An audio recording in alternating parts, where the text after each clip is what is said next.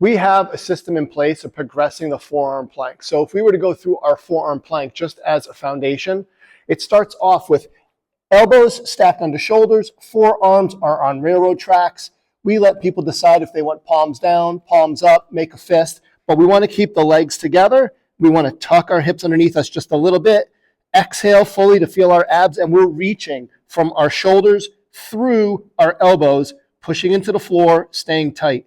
The hard style forearm plank is when we start to pull our elbows and toes together and sort of zip up our midsection, trying to connect the upper rib cage with the pelvis.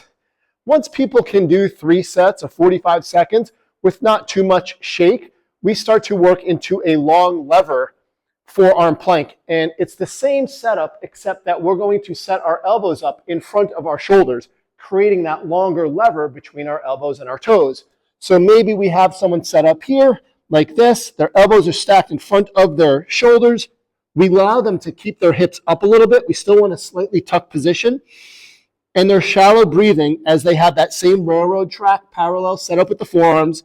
And they're squeezing their legs together, staying tight, reaching from shoulders through elbows.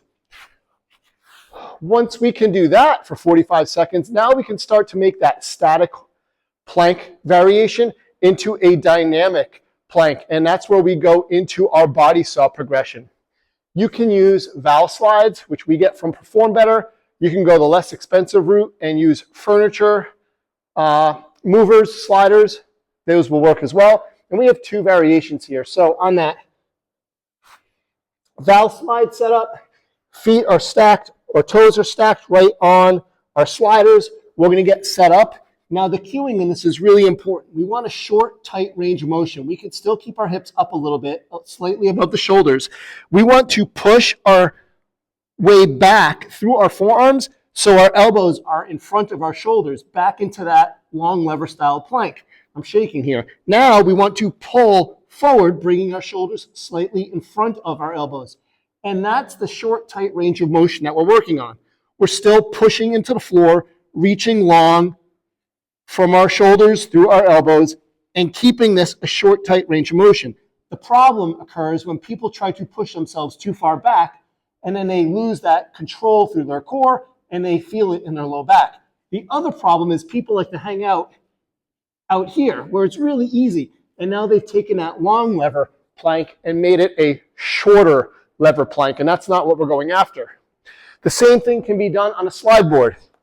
If we have our booties for the slide board, we set those up in place.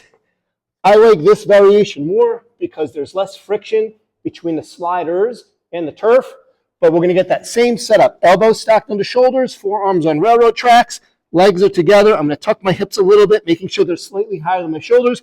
I'm going to push my way back, and I'm going to pull my way forward. And I'm trying to keep this short, tight range of motion happening and not worrying about going too long or too far behind me. I want to maintain control throughout and have no change from my shoulder girdle through my pelvis, that I'm strong through my core. That would be the progression that we like to take here at Elevate, to go from our forearm plank to our long lever plank to our slider or slide board body saw.